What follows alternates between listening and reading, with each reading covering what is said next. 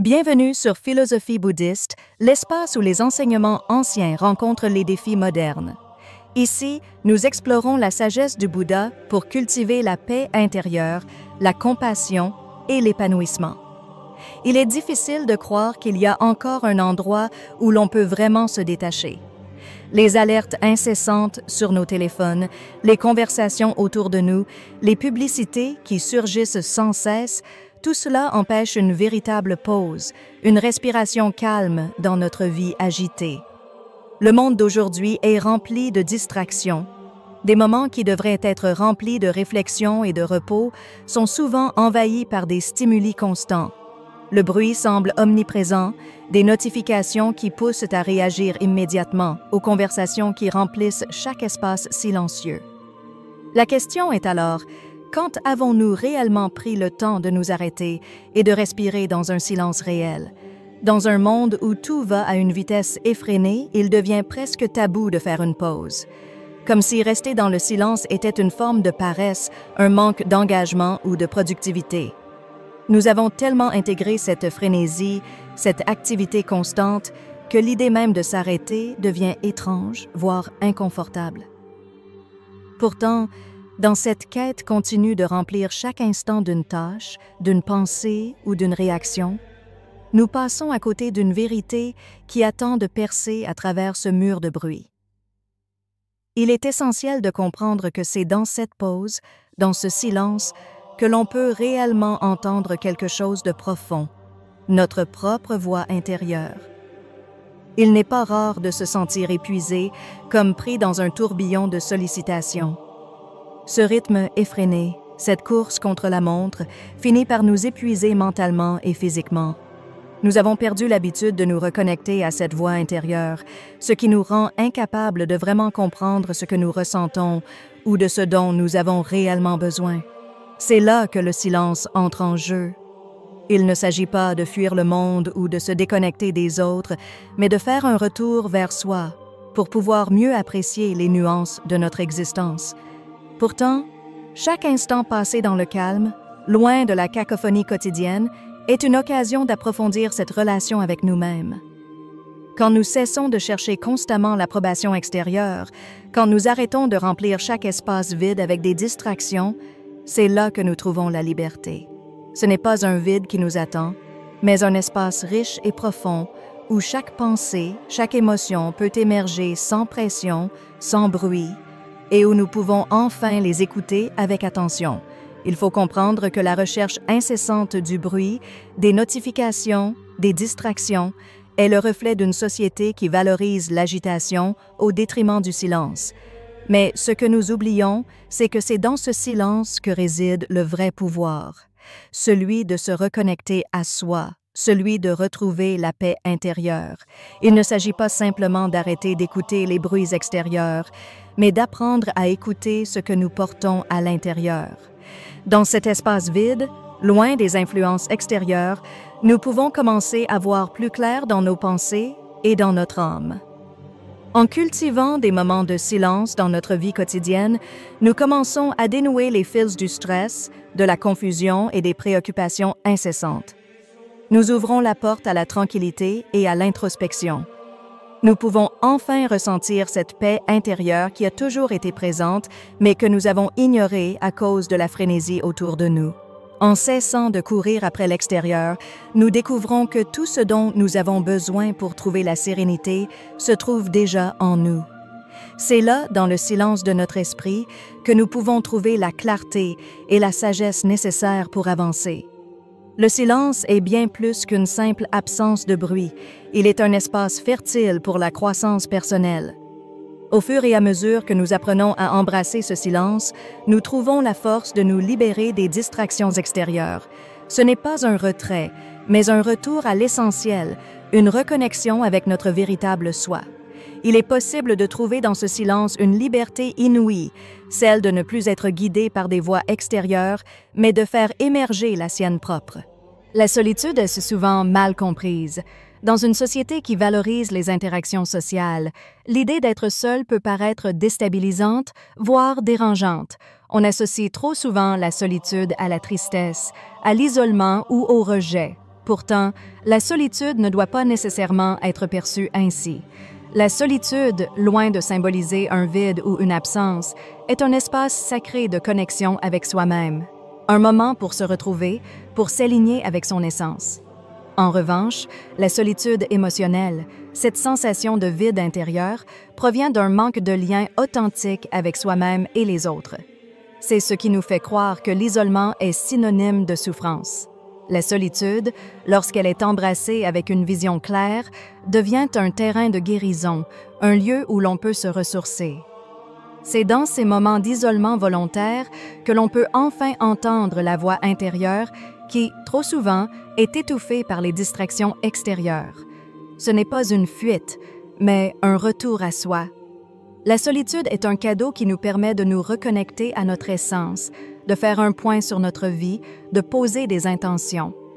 Quand on apprend à être bien seul, on se libère des attentes extérieures et on commence à comprendre que notre propre compagnie est suffisante pour vivre une vie pleine.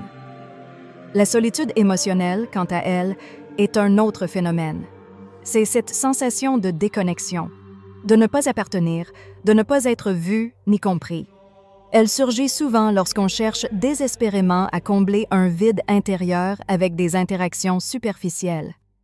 On s'entoure d'autres personnes, mais on se sent toujours seul, perdu dans un flot de pensées et d'émotions non résolues. Cette forme de solitude est empreinte de souffrance car elle découle d'une dépendance à l'extérieur pour se sentir validé et aimé. Lorsque nous nous attachons à l'idée que notre bonheur dépend des autres, nous plaçons notre bien-être entre leurs mains et cette dépendance peut devenir une prison. Mais lorsqu'on apprend à accueillir la solitude comme un moment sacré, elle devient une alliée puissante. Elle nous permet de trouver la paix dans notre propre présence, de nous libérer des chaînes de la validation externe et de redécouvrir notre propre valeur. La solitude devient un moment de croissance, une occasion d'explorer nos pensées, d'écouter nos émotions et de comprendre nos désirs profonds. C'est dans cet espace que nous avons la possibilité de nous retrouver et de nous affirmer dans toute notre authenticité. La véritable solitude ne nous isole pas, elle nous relève. Elle nous repose à notre être le plus profond, à notre vérité cachée, à nos aspirations véritables. C'est en étant seul que l'on peut parfois découvrir les parties de nous-mêmes que nous avons négligées ou ignorées dans le tourbillon de la vie. Apprendre à apprécier la solitude, c'est apprendre à se connaître, à s'aimer, à se respecter sans avoir besoin de l'approbation constante des autres. Le Bouddha nous montre une autre manière de voir la solitude. Plutôt que de la fuir, il l'a adoptée comme un moyen d'approfondir sa compréhension de lui-même et du monde. Le Bouddha, après avoir renoncé à une vie confortable, a choisi de s'installer dans le silence de la forêt, loin des distractions, pour se consacrer à la méditation et à l'introspection. C'est dans cette solitude qu'il a découvert des vérités profondes sur la souffrance, sur les désirs et sur le chemin vers la libération. À travers son exemple, il nous montre que la solitude peut être une voie vers l'éveil. Lorsque le Bouddha s'est retiré du monde, il n'était pas en quête d'isolement pour fuir la souffrance. Au contraire, il cherchait à plonger profondément dans ses propres pensées et à comprendre les racines de la souffrance humaine. En s'installant dans la solitude, il a arrêté de se laisser déranger par les plaisirs mondains et les opinions des autres. C'est alors qu'il a trouvé la clarté, la sagesse et la paix intérieure. Il a compris que la souffrance ne venait pas seulement des circonstances extérieures, mais de notre propre manière de percevoir le monde, de nos désirs incessants, de notre incapacité à accepter ce qui est. Le Bouddha nous enseigne que la solitude n'est pas synonyme d'isolement ni de déconnexion. Au contraire, elle est une occasion de se libérer des distractions extérieures pour plonger dans l'introspection. La solitude devient ainsi un espace de transformation, un lieu où l'on peut examiner les pensées et les émotions qui souvent sont noyées dans l'agitation extérieure. En silence, nous pouvons observer nos peurs, nos désirs, nos attachements et nous libérer de ces chaînes. Dans notre société moderne, il est difficile d'échapper à la pression des autres. Les réseaux sociaux sont devenus une source incessante de validation, où chaque geste, chaque pensée, chaque instant est partagé pour obtenir des likes et des commentaires. Nous avons été conditionnés à chercher constamment l'approbation des autres pour valider notre existence. Mais à quel prix? Cette quête insatiable de reconnaissance extérieure nous laisse souvent épuisés et insatisfaits car elle nourrit un sentiment de vide intérieur. Nous croyons que notre valeur est déterminée par ce que les autres pensent de nous, par les messages que nous recevons ou par la popularité que nous gagnons. Cette dépendance à l'extérieur pour notre sentiment d'identité est fragile. Quand nous cherchons notre bonheur uniquement à travers le regard des autres, nous nous identifions vulnérables à l'opinion fluctuante de ceux qui nous entourent. Chaque critique devient une blessure, chaque désapprobation une menace. Notre joie devient conditionnée, dépendante des circonstances externes qui échappent à notre contrôle. Cela crée une instabilité émotionnelle, car nous ne pouvons jamais être de recevoir ce que nous attendons sûr. Il est essentiel de comprendre que notre valeur ne vient pas de l'extérieur, mais de l'intérieur. Lorsque nous nous libérons de cette dépendance à la validation, nous commençons à découvrir une force intérieure plus puissante et plus stable. La quête de l'approbation externe disparaît, et avec elle, les chaînes qui nous empêchent de vivre pleinement. En cultivant l'amour de soi et l'acceptation personnelle, nous devenons capables de nous affirmer sans avoir besoin de l'approbation de quiconque. Il y a quelque chose de profondément libérateur dans l'acceptation de la solitude. La société moderne nous pousse à croire que nous devons être constamment entourés, que la solitude est une forme d'échec social, de réponse sur soi. Pourtant, cette solitude, loin d'être une punition, devient le chemin vers une paix intérieure durable. Une paix qui n'est pas dépendante des autres, mais qui émerge de notre capacité à être en paix avec nous-mêmes. Cela nécessite un acte de courage, un acte d'amour de soi qui consiste à embrasser ce silence comme un espace de guérison. Lorsque nous décidons d'accepter la solitude, nous commençons à voir qu'elle n'est pas une absence, mais une présence. C'est dans ces moments où il n'y a ni bruit ni distraction que nous pouvons réellement entrer en contact avec notre essence la plus profonde.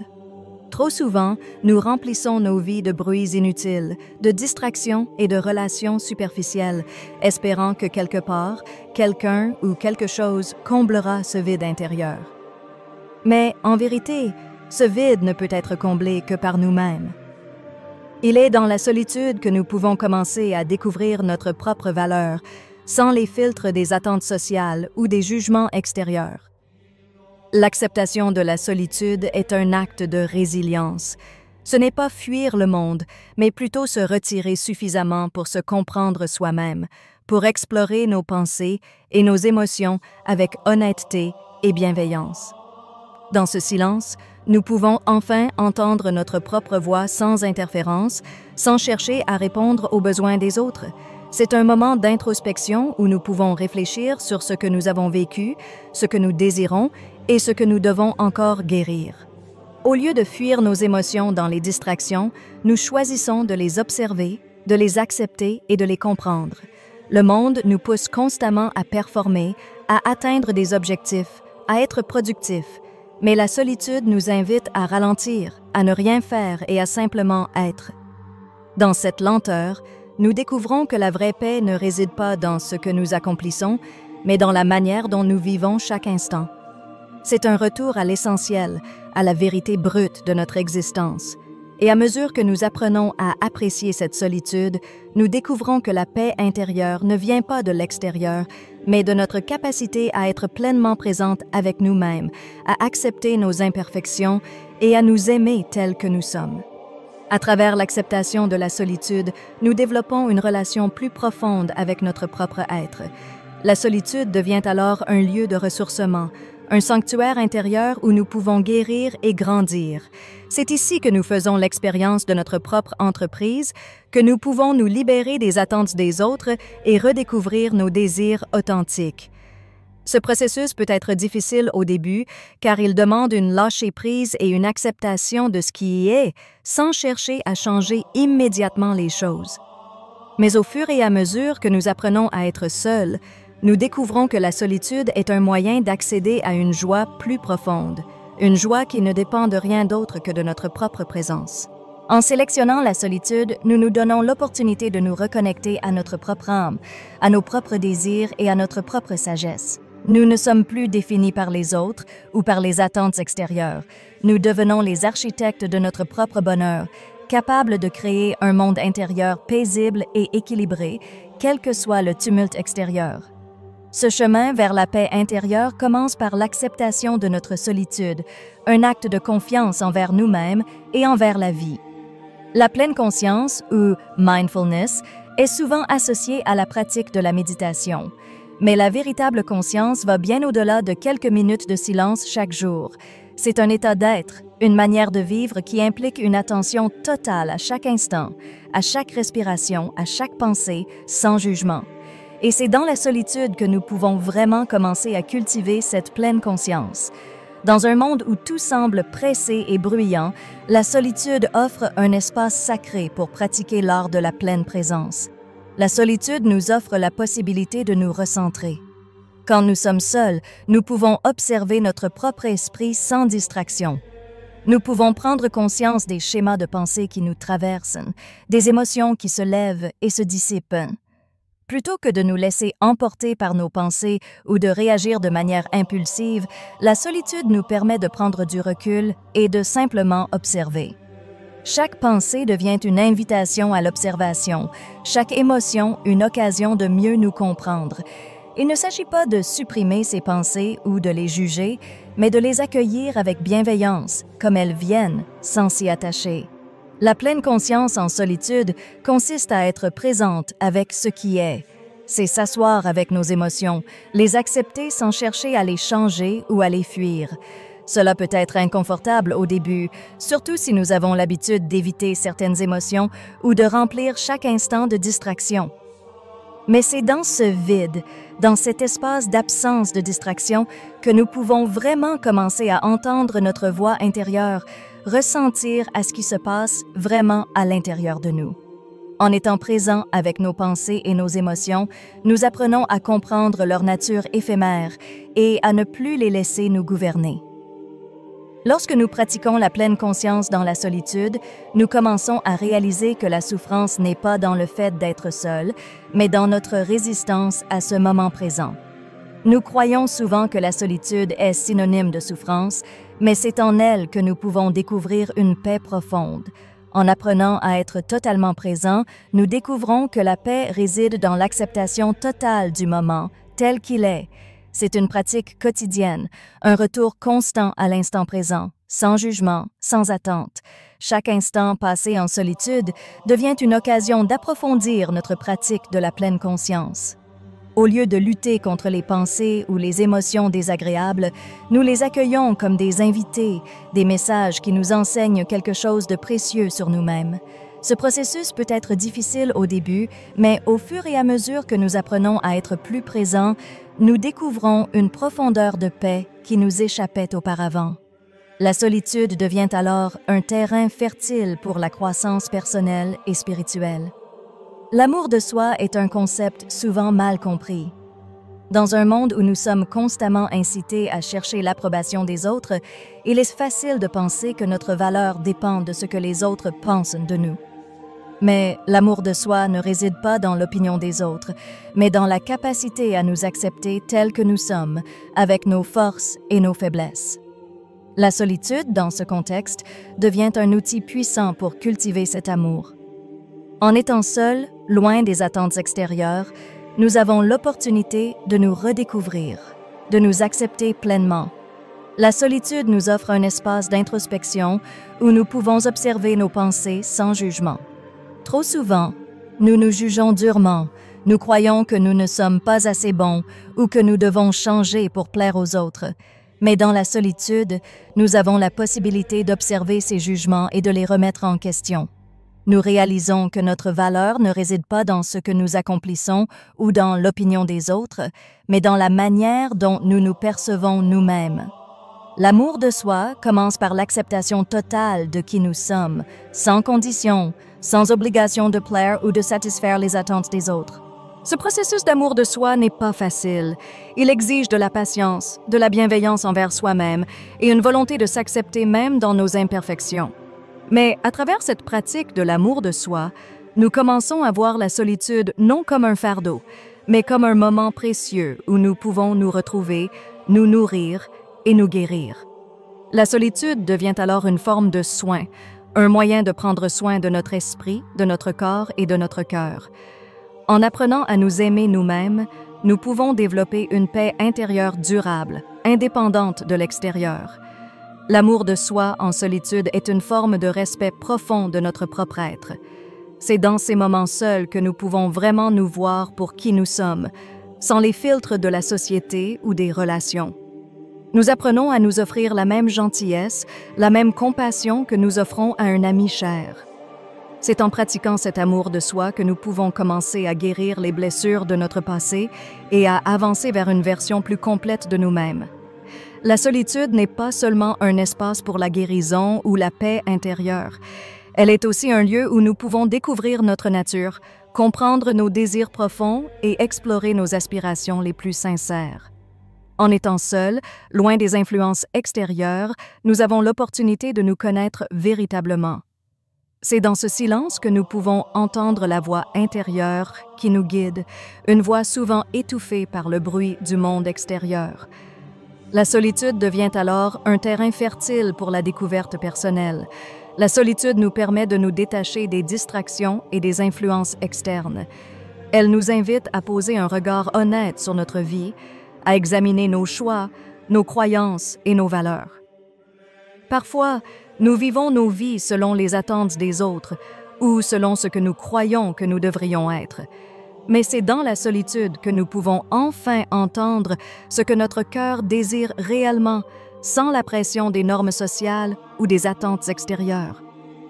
C'est dans la solitude que nous pouvons vraiment commencer à explorer nos passions, nos talents cachés et nos aspirations profondes. En nous éloignant des bruits extérieurs, nous trouvons un espace où nous pouvons entendre la vérité qui se cache en nous, celle que nous avons souvent ignorée ou négligée. Cette solitude devient alors un laboratoire pour l'âme, un lieu où nous pouvons expérimenter, grandir et évoluer. La solitude nous invite à revenir à l'essence de notre être, à redécouvrir nos désirs authentiques et à les poursuivre avec une clarté renouvelée. Embrasser la solitude n'est pas un acte de rejet du monde, mais un acte d'affirmation de soi. En nous tournant vers l'intérieur, en acceptant les silences de notre esprit, nous découvrons une richesse insoupçonnée. C'est dans ces moments que nous pouvons réellement grandir, guérir et nous connecter à notre être authentique. Si vous vous êtes perdu dans les distractions du monde moderne, il est temps de vous offrir la liberté d'être vous-même, dans la solitude et le silence. Prenez un moment chaque jour pour renouer avec cette paix intérieure et laissez-la guider votre vie vers un état de bien-être durable. Commencez dès aujourd'hui.